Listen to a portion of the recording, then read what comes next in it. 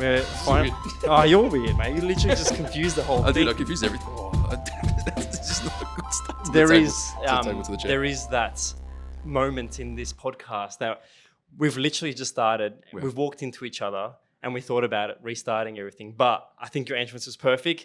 You've fallen into your chair. I called it a table and then fell into my chair. This is a great start. You know what? We had an episode recently with Leo Lacroix, who's going to feature on this on Ultra FM on the YouTube channel. And he's sitting on the chair that I'm sitting, and I felt so scared about him sitting on this. I'm glad it's me today and not him again. I'm glad he sat on that chair and not this one. This has got a bit of We do have some milk crates in front of us, the infamous Australian milk crates. That is iconic. But here we are at Ultra, and we have started Ultra FM. Yes, we have. It's good. It's nice to be here. It's nice to be. I know you're sort of already a part of the Ultra family. I think it's nice to be included in that as well. So I'm very humbled to be here, which is nice. We are joined today by the Holy Father of everything, the Lord Savior. I did want to make a shrine for him. So in the comments, let us know what you would like us to add to this shrine. I know the kit's going to change over time, but I think Gattuso is going to be our Lord Savior. It is. He is. For now, anyway. We'll see if we can update it. Actually, maybe some recommendations might be good. Yeah, look, I think we might write a transcript for a holy book that we read every time pre-episode for like a ritual ceremony. Yeah. Maybe do a dance. I wouldn't mind doing a dance. I love doing dances. So I think a Gattuso dance is maybe a few slides. I think it could be better than our walk-in intro anyway. Definitely. Look, a beautiful player, good-looking player too. Look at that moustache. Very handsome. He does have that AC Milan-esque to him, even though... Do you reckon that was around that time they did was it Dolce & Gabbana? They all did that lingerie, the underwear, Modandi. I say Modandi. Mate, you've started this episode in hot fashion now, already talking about half, shirtless people. I don't mind that era. The ads were perfect, but look, football is football, and there's many versions that we've seen over time, different leagues, different, just fashion taste. And this podcast is going to be known as Ultra FM with Between Two Shirts. Yep. We're officially moving over to the Ultra channel. Yes. Really excited to do this. An amazing family here, both Melbourne and Sydney. Yeah, it's so good. It's honestly amazing. It's amazing to be a part of this thing, like I was just saying before. And I think it's going to level up for us. I think it's going to be a bit more interesting for the viewers and listeners. And yeah, definitely a lot better content. There's going to be a few rough patches for us getting used to this. We're recording in this beautiful locker room, and next door, Bread Top is delivering some fresh bread right now. So sorry if you hear some screeching sounds, but hopefully our voices sound familiar to you. But again, like Ultra FM, amazing things coming. This is going to be on YouTube and on TikTok, on Reels. Yep. You've got amazing jerseys here. You've got amazing products in the boot range and everything else. You've got Panenka at the front, both Melbourne and Sydney. And yeah, look, we're looking forward to creating some special things. It's gonna be some fun. We're gonna, we've got some good content lined up. We're gonna do some kit reviews, obviously, like we always do. We're gonna throw in some boots as well, because obviously there's a lot of boot lovers out there. And we're gonna just mix in everything else football. There's going to be other sort of special episodes. We've got 10 essentials of a few of the athletes, like Josip Skoko, who I recently spoke to.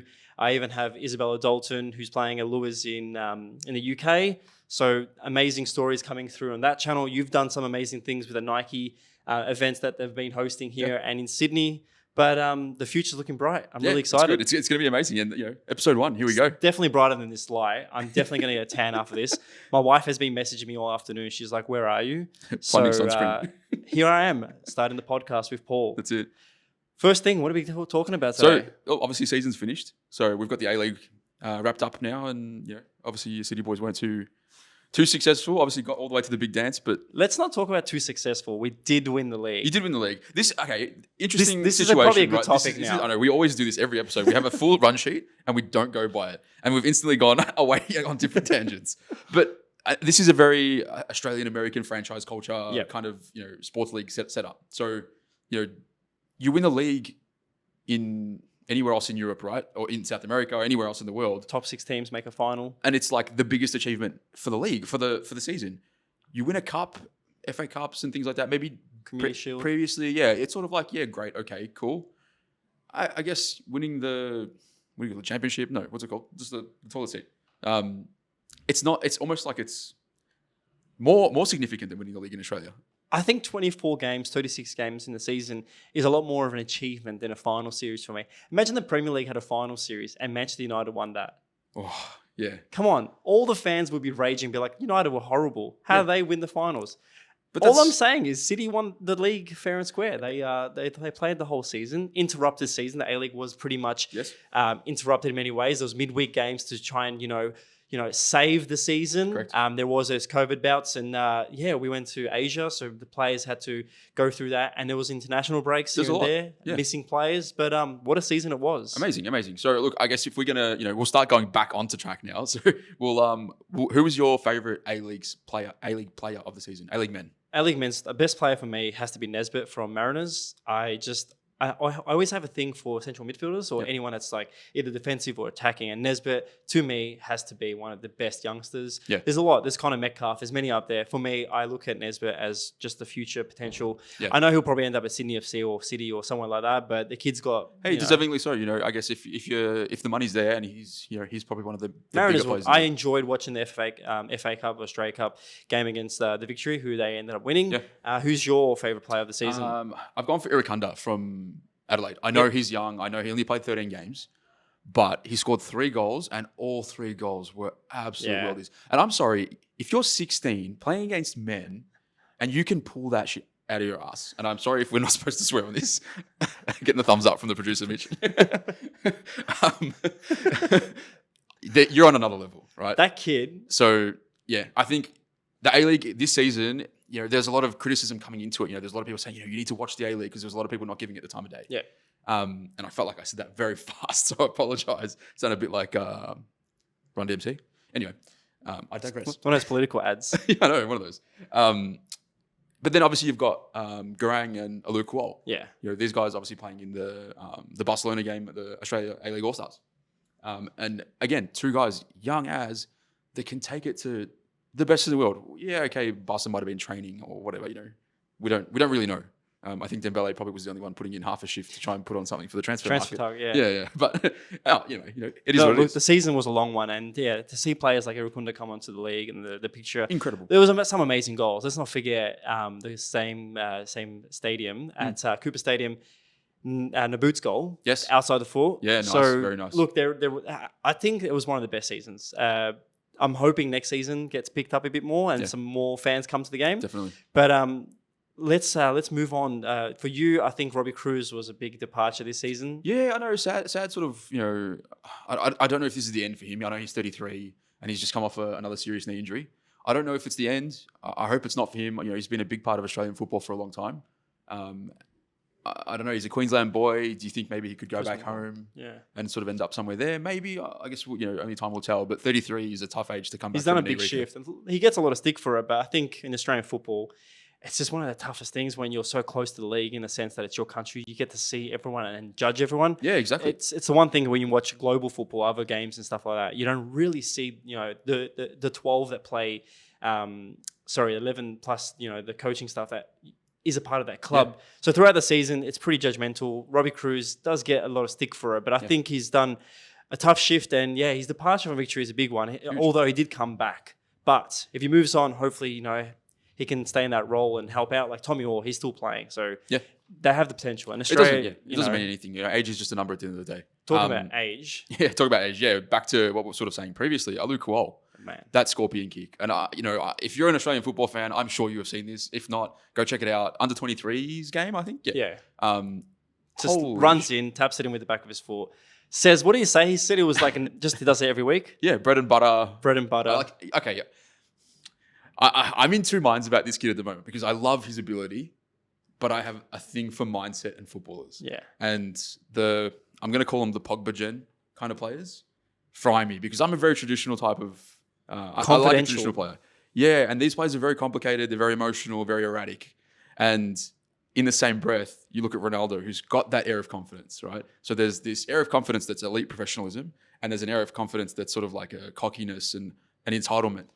I really hope he leans towards that Ronaldo side because he's so good. He has so much ability. Australian football is, again, judgmental. Of course, Karen Bullock copped it with that celebration that he did on the offside. Yeah. And he did a lot of things that, let's stay to there. Questionable. But I think Kuol deserves it in a sense that kid's 100%. Worked hard. 100%. Going from MPL here, my brother told me a story recently that he scored a few against my brother when he played, I think, at Goulburn Valley. Yeah. And to see where he is now at Stuttgart and up in Germany, Soderborn, I think. I can't pronounce the name right. And man, good on him and his brother. Amazing. And now apparently there's always rumors about a younger one.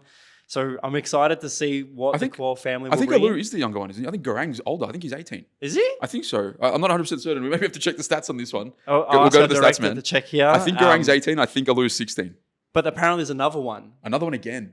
Someone told me. Man. Again, this could be the rumors. Genes in this family. Give me some of them. But shout out to Alou. That goal was amazing. And that kid, incredible. for me, I think he's on path to have a great career. I'm just hoping, choose the right pathway for clubs and stuff. Because we all know what happens when you choose the wrong pathways. Yeah, of course. And I did hear some stories from Josip Skoko, like how his career could have ended up because of, agents and managers. But we've seen Aussie players move over to Germany or anywhere else and coaching changes change their career and they end up somewhere else that they didn't want to. Yeah, exactly. Either way, football is a tough game. So I just hope for the best that he has a great pathway. 100%. And great segue, actually, because I think our next topic was going to be on around transfers throughout the A-League. We saw Steph Kolikovsky move to Perth during the week. Broke my heart. It is. It's very sad. Great servant to the club. But I've got a hunch that Perth are sort of, I know they had a really poor season and finished last, but I think they're kind of trying to pull some strings and they're almost grabbing everybody's 12th man. Let's get the confirmation from the director to produce it. Do you have the age? Garang's 20. So he's older than Alou. So is Alou 16? Sorry, we'll come back to that. I'm pretty sure he's 16. Talking. Alou's 20. Oh, okay. So Alou's older than Garang. Yeah, I thought so. Oh, okay. My bad. You. My bad. Podcast people. See, if we didn't have a beautiful player like Gattuso here, yes, I would have Ruben Zatkovic. Oh, he's next. I feel like this needs to be a rotating god. But I feel like if we had Ruben on here, his tenor at Perth is going to be really. It's going to be a different one. I feel like they're signing a lot of young kids. Yeah. Collar deservedly needs time. 100%. Again, a lot of people are saying that the season before, City won the league with the youngsters up front. We had missing players because of international duties. Yeah. But I think Collar this season, you're part of the squad. No matter how much you contribute to a team, you're still a part of the squad. So he did an amazing job when he can. That's definitely saying something when you've got a front three of Lecky, Naboo, and McLaren. It's the marquee front three. Correct. And you've got Tilio, who's unanimously loved by all of Australian football fans. Yeah. It's a very hard position for him to be in and still get regular football. So he did so well in the situation that he did, and I think we wish him all the best. I almost forgot how young Tilio was. Now thinking about Nesbitt's choice, I should have chose Tilio. Tilio, for me, again, hard-working workhorse. But Kolikovsky is signing, and I think another player just signed today. I can't remember his name. But Perth, I think they're going to do better than they did this season. I just don't think they're going to make the top three in general. But again, I do like watching, Mariners as well, like Perth Glory. So I'm hoping their football, they gave a lot of chance to the young kids. So it's like we see with any team that does finish lower down the ladder or, sort of starts a rebuild. Things take time. You pull in the big guns straight away. It doesn't always settle. It takes time to get everyone to gel. So, it might be 2 or 3 years away before Perth sort of, jump back up, but we'll be there.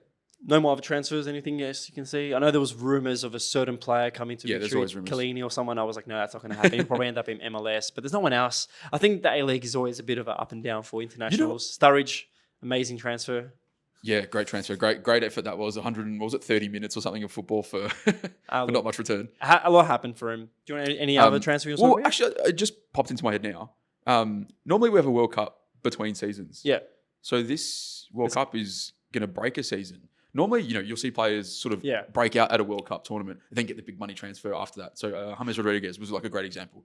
Yeah, even Carlos Hernandez came to victory after the World Cup. Yeah, correct. A couple of years ago. Yeah, and it's like, well, hang on a second. Okay, so that doesn't happen this year. So now everyone's...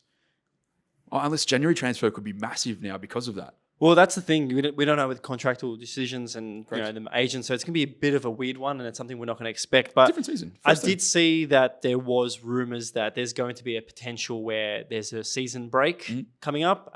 If Australia doesn't make the World Cup, I say just play through the World Cup. Yeah, I've seen a lot of drama on this. Like 4 a.m. games, midnight games. Go to a game, go home, watch the game. Yeah. Honestly, I'm making a shout. Let us know in the comments below what you think. Do you think the World Cup should take the A-League should take a break for the World Cup? If Australia makes it, do you think we should play on? I think if we don't make it, play on, because imagine 7 p.m. kickoff, A-League, 9 p.m. World Cup, 12 p.m. World Cup, 3 a.m. World Cup. You got 12 good hours of football there. Is that gonna cause a bit of no attendance to some people for not attending? Surely games? It spikes, because I know not everyone's gonna be supporting. No, but there's always a spike in participation when there's a World Cup year. Yeah. So on the back of a World Cup, potentially even an Asian Cup success. Even more so. So surely it has to be good for fans. We'll definitely discuss that in further future episodes. Australia going to make it next week? Well, that's going to be a tough Peru, one. big game. Having a look at the squad, having a look at the form of both teams. Can we announce it, Mr. Director, that we're going to be featuring the games at a certain cafe? Potentially. There's going to be a screening. If you're not watching it, please watch it at home. You're Australian. It Come is. on. Yeah. We're the green and gold. Australians I think they're going to make it. I think they're going to get one over Peru. I was very skeptical of us getting over UAE. I think now that we've got over UAE, I think there's a hope. I feel like Australians are always that country when it comes to sports. We're always the underdogs, and we always want to win. Maybe not in cricket, because I feel like sometimes the cricket's probably the only thing we're really good at. But it's nice to be the underdog. It's good to have no In expectation. Football, yes, I love it. It's always like me on manager mode. I always sign an Aussie. Oh, 100%. I think, Peru's squad is not incredible. If you look at, say, if you're comparing both squads where each player plays and the country's form as well, Peru's isn't too bad. They've got a lot of players in South America, obviously, like a few at Boca, and I think there's a few throughout Europe as well. No one in really any of the big clubs. So, in terms of like your big six leagues or big six clubs. Yeah, there's no real standout that's you're thinking, okay, we've got to watch this guy. Obviously still good players, but South American football, whole different game. It's very hard to deny that, right? And we say that, and then we play against local, like the smaller Asian countries. Yeah. Like Vietnam's and stuff, and how do we not beat Vietnam? They did. They had a game against New Zealand recently. Yeah, I heard about this. And that was a 1-0 win to Peru. Yeah. Friendly, I know. But does that give you hope? I don't know. I feel like we're probably not on the same level as New Zealand. They're not going to play the best team against New Zealand before playing Australia to make a World Cup. Come on. Yeah. We played a friendly a couple of days before the UAE, and we didn't play a full squad. We still played a pretty much similar squad. Okay, you persuaded me. Let's move on. We're going too deep into this episode. We have one more thing to talk about. I think it's the player of the season. Yes. Just over general, and then we'll have to take a break and come back. Mm-hmm. For me, Lewandowski, again, there's so many players I can choose. There's a lot of young ones. Like Ward-Prowse. There's only, Serie A, Vlahovic and even Lautaro Martinez. Yep. But I think Lewandowski, he's got 35 goals. How? That's in the Bundesliga. Yeah, and that's impressive. And I know there's a lot of people that are sort of starting to call the Bundesliga a bit of a farmers league again. It's possessed. It's possessed. Gattuso wasn't happy about that. You got it? He thinks the Bundesliga is a very prestigious league. Fun fact, he played in Scotland. He did. Say that, Gattuso. Please. Do not slide tackle us. I'm fairly sure he's fairly sure. Well, today's sponsor is basically Gattuso's Cleaning. It is Gattuso's Cleaning. If you have any spare bodies around the house, Gattuso's Cleaning comes to you. Sometimes maybe shit, sometimes maybe good. Sometimes. But finishing off, Lewandowski for me, just by far, GOAT. You? Yes, me. I've gone Benzema. I think, look, okay, I know, would you say Lewandowski was 35? 35. Benzema went 44 in all comps. That's massive. He's got 15 assists. I don't check how many comps for Lewandowski. What's cheating now? Oh, I'm sure he scored 35 in the league. Yeah, plus Champions League and the Champions League win and a league win. But is the La Liga a farmers league too then? Oh, it's hard to say. These comments always get me. I hate farmers league. If you make a comment about farmers league, come on. We know all the teams in the Premier League because most of us watch it every day. And it's the most advertised football league. Correct. But you're not telling me that we all wake up to watch, Nantes versus Lille or bloody Paderberg versus Hoffenheim. And there's always upsets in those leagues. Like I remember, it was Augsburg knocked off Bayern, I think a few years ago. Yeah. And it was like they pinged them straight from kickoff. It was like they just watched them. They knew exactly what they were going to do and they capitalized. Look at Bundesliga too. They got like St. Pauli, Hamburg, Werder Bremen this season. Yeah. You're telling me that's not a great second division? Amazing. Yeah, I don't know. Go away, farmers. So you're saying Benzema? Yeah, Benzema. I think, look, start to finish. I know his league form at the start was ridiculous. And I think there was a bit too much hype around how bad Barca were. And it kind of discredited how good he actually was. Yeah. And I think him now winning the Champions League in the form that he was in was stupid. Because essentially he won it on his own. Like those last 3 games that they played, they knocked out, what was it, Chelsea, PSG, and obviously Liverpool in the final. I can't remember if it was PSG.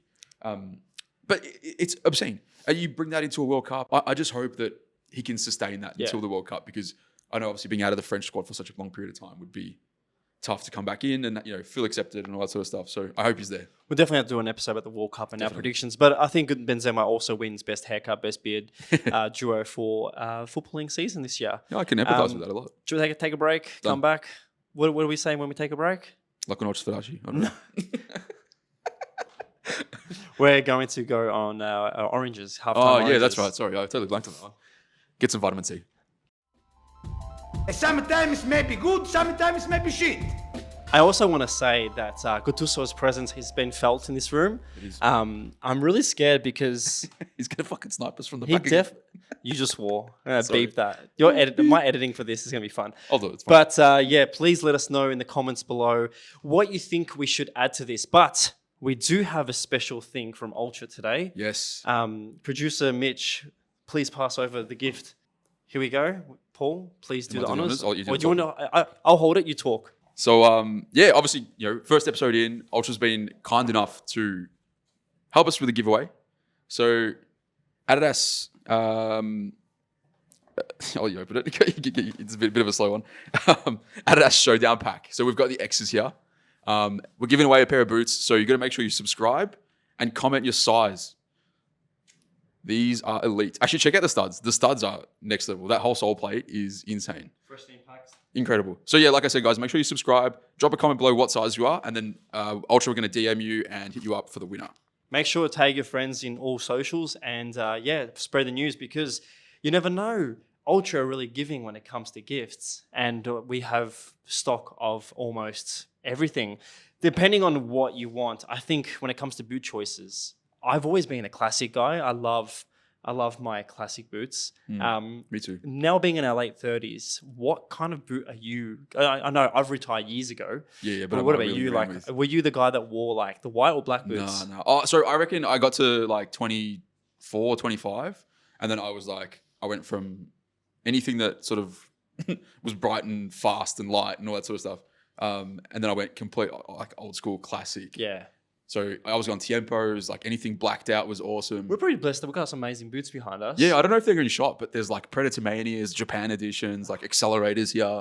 I always like. I think for me, the shirt collecting was always the easy one for me because I was someone that could resonate into design. But with boots, it's just a whole different game. So to anyone who out there does collect boots, shout out to you because MVPs when it comes to understanding the different studs and designs. I love it. Like playing football for so many years, it's just this is a great segue too because we're gonna have this segment on the show called the Locker Room. Yep. And the Locker Room is gonna feature a kit. It's gonna feature a pair of boots, and we're gonna get into that shortly. But just having this surround is is incredible. So just walking into the shop, like I'm not just this is not a pump up. Yeah, I get it. It's not a pump up, but like just being into the shop every day. Like when I used to go to the Sydney store and seeing everything available. Yeah. You'd go into a shop overseas. Like I remember going to the Barcelona store, going into in Amsterdam, went to the Ajax store, and it was just amazing. But now to see so many jerseys and even some of the things I've heard about new jerseys we're getting in, it's so exciting. It's just amazing. Yeah, I feel like a kid. Look, and I know you and I love a classic. We both got some nice ones on right now. Yeah. But amazing. Locker Room is going to be that. We'll be discussing a lot more than just today's jerseys, yesterday's jersey. We'll talk about anything to do with the Locker Room. Well, let's start. Actually, let's go start with the X's. We'll give them a bit of a review. So these are pretty out there. You would wear these. I'd definitely wear these as a left back. I was going to say, yeah, you've got a bit of a left one, don't you? I'd definitely running down the wing and probably get hammered down the wing by the coach, maybe just because I'll be giving it to him with my shiny heels there. But look, I think chasing that would imagine this happening. I'd be scared to get him so dirty. Yeah, I know. But I feel like these kind of players don't get dirty. No, mate, these you definitely would have to be a baller. Let's move on to the kits. Producer Mitch, that's his name officially, I think. Producer Mitch. We'll probably think of a name for him. Yes. All right, so what we'll do, starting in the Serie A. each kit, so I will talk, you will hold it, and then I'll do the next one where I hold and you talk. Yeah, so each time, we'll swap it out. I'll talk about this one. This is the new Roma. I think this is beautiful for me. If you want to have any words, I'll just tell me. I think the best thing about this season's kit, just lift it a bit higher so people can see it. I think the best thing about this is that it's a half and half kit, but with beautiful design elements. New Balance has also added a new nice little design on their sleeve, which you'll see in their future shirts. I do love the collars. That's something that's running through all their kit designs this season. Paul, you want to say something? No, this is pretty good. I'm pretty impressed with this. It's the 50-50 is my favorite thing about it. Yeah, it's a beautiful kit. Let's go next one. Let's go. I think we've got Liverpool next. The photos online do not do this justice, especially. I'm assuming this is player spec, right? Yeah, it is. It looks like a plain red kit online, and I feel like it has not done it enough justice. And I really don't like pumping up Liverpool because I really don't like Liverpool fans more often than not. But cuffs are awesome on the sleeves. These are grouse, and Nike's done this with all of their kits as well, right? Epic, really, really cool. This would be cool just to wear out. I think it doesn't have to be match day. The new thing about Nike also is they have the new template, which you'll see in a lot of shirts. I'm so excited to see Inter Milan's one. Okay, so we've got buy-ins. I love this. I actually think this in player would be elite. Best probably kit for the release so far for me. I like that they've gone with the outline. I think, we always talk about in a lot of our reviews that teams don't either, monochromize, make their their logos monochromatic to sort of flow in line with the kit. But I think what they've done is really works really well for the great shirt. Love the horizontal stripes. I just think the only thing that I don't like about it is how the pattern goes missing at the back. Yep. I know for legal reasons and numbers and advertisements, that's the purpose. Yeah. So Tottenham, I love the template for Nike for this one. Again, the cuffs is something you'll see. I love the internal cuffing. Again, a new design feature Nike will see. It's a lot thicker if you feel it after than last year's cuffings. Yeah. I know a couple of seasons ago, 2017, they did play a lot on the collars. I love the badges this season. They've really listened out to the fans and avoided the sort of cheapy version. Overall, the new material they're using is a lot thicker. This is a fan spec, but it's a great shirt. I love the fluoro lining. Yeah, good little accents. I know Tottenham kits are usually quite simplistic, but this is a really good one. I still have a hunch that whoever works at Nike is a Tottenham fan. I'm telling you now, because Chelsea have got absolute trash kits for the last 3 years. Hey, lucky you're not an Adidas United or Arsenal fan because, True. Actually last season was pretty good. I'm going to keep this last because that's the kit that we both like. I'm going to hold this up. You can talk about this one. The new kids on the block. Maber. I love this. I love that they're back. I feel like they're back and they're going to come hard. FC Twente. Epic, really cool design. I like their badges. I think whatever they've done with the tech in the badges, it looks good. It glistens in comparison to the rest of the material. And obviously the Maber logo is so sick. You need to watch your language, boy. Beep, beep, beep, beep. The thing is, that's the second season, I'm pretty sure. So Yes. they had one this year. Last year, But when it comes to professional football teams, they've got Vegas Lights, which we've done a little video and feature here. Mm-hmm. Great kit. Now, this is the kit of the week. So each week we'll have one kit up here alongside the kit that we like. So this week's kit of the week is... Athletic Bilbao. Epic. Absolutely epic. It's giving me a bit of... is it Southampton vibes? I know it's New Balance and I think Southampton's Under Armour, but black collar, like you said, on the New Balance templates with the Roma. It is such a nice kit. All right, so now that we've spoken about the jerseys in the locker room, which I'm really excited because that's definitely going to be a segment that I'm more in love with. Yeah. I know when we talk about all these things that we collect, you and I are more in the jersey segments. But yeah, look, I think we're going to do a lot more with this channel and this episode. It's going to be good. And there's going to be future other guest stars and, change it up. But still early days. There's going to be a segment where what's the name? I think I like the name Scouting Report. Yeah, Scouting Report's good. Something where you, as the viewer, the fans, and customers of Ultra can connect us with.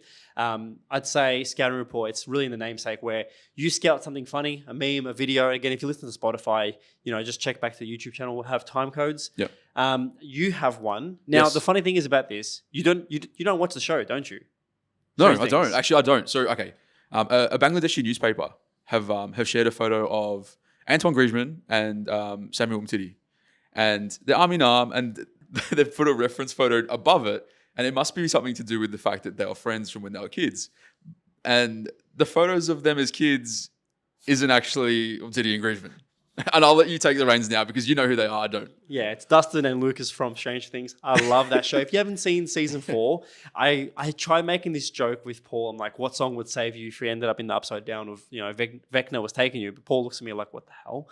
But this photo, to me, it just speaks high levels of just unknown levels of just no research. True. It's on par with that one that did Stormzy Lukaku crossover. That newspaper that had it on, it was like the front page. That was horrible.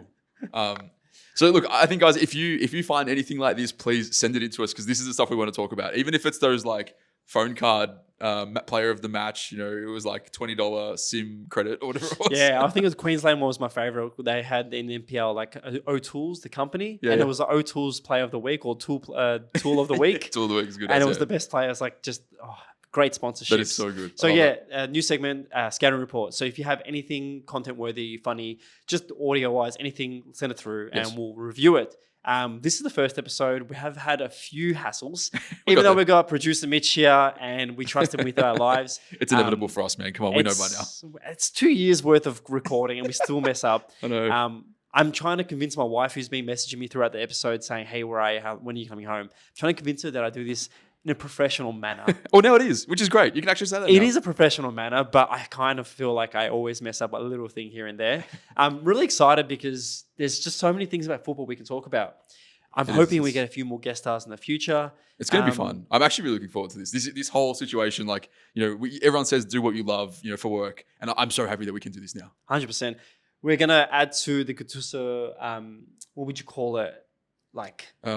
nativity? No, it's not a nativity scene. It reminds me of a nativity. I always want to make it like a worshipping area. So let us know in the comments below what else you'd like to see us add to this beautiful segment or area. This is the first episode of Ultra FM featuring Paul and Aleks on the Between Two Shirts. Really excited to do a lot more. Let's cross over to producer Mitch. Anything else you'd like us to mention, mate? Done. So we're going to have a few more episodes coming up. I know both Paul and I have been filming and photo just a little bit of elements here and there that we've done for the channels. You did the Nike events. Yeah, that was awesome. They were huge. Both in Sydney and Melbourne. Huge parties, yeah. I actually recommend, like, if you're a football fan, get down to these because, you can be a random member of the public and just watch some epic football in a cage. Like, it's a cage match. Definitely it's celebrate to Paul because that's what everyone did at the Sydney event. Yeah, I got cleaned up like multiple times. It was fun. I've been fortunate enough to continue with Ultramag, and I'm really privileged to be able to work with Ultra on that. We've had some amazing people come through. We had Kolikovsky, we've had Thomas Sorensen, Jasper Olsen, who people forget who Jasper Olsen is, but the likes of these people just walk the streets, all the hallways of Ultra. It's not like the ghost that we have Gattuso here, but it's crazy. Like Jasper Olsen, that still blows my mind. He like, just the walks fact around. that he's just this nice, humble guy that just coasts around like he's what is he shop? Just an Ultra. Guy. I know, and this is crazy. The fact that he's here, like in Australia, that's he's got a coaching. But he literally rocked up the other day, said hello, and I'm like, Jasper Olsen said hello to me, a guy who played with Cruyff. Yeah. But yes, we've got an amazing footballer from Celtic, an Australian footballer who's going to be featuring in our next Essentials video. Tommy Rogic is gone, so it's and going to be someone else. We've got Emma Checker, who's again an amazing footballer with New Balance. But we've got some amazing episodes. We've got Leo Lacroix. But there's a 10 Essentials, there's a 1-on-1 and Ultramag. So nice. Yeah. Exciting times. Content coming to you from Ultra. Well, honestly, football, there's going to be a lot for us to talk about topics. So we want to make this more inclusive in a way that everyone is feeling a part of it. Like community-based, similar to a football team, sub in, sub out. If Paul can't make it, we'll have someone else in there. If I can't make it, someone else will be in here. But overall, this is a great opportunity to people connect with football. It's going to be fun. As always, thank you so much for watching today's video. Please stay away from stupid people, and I'll definitely see you in the next episode. Yeah, I'll be there. See you later. Thank you, and goodbye. Bye.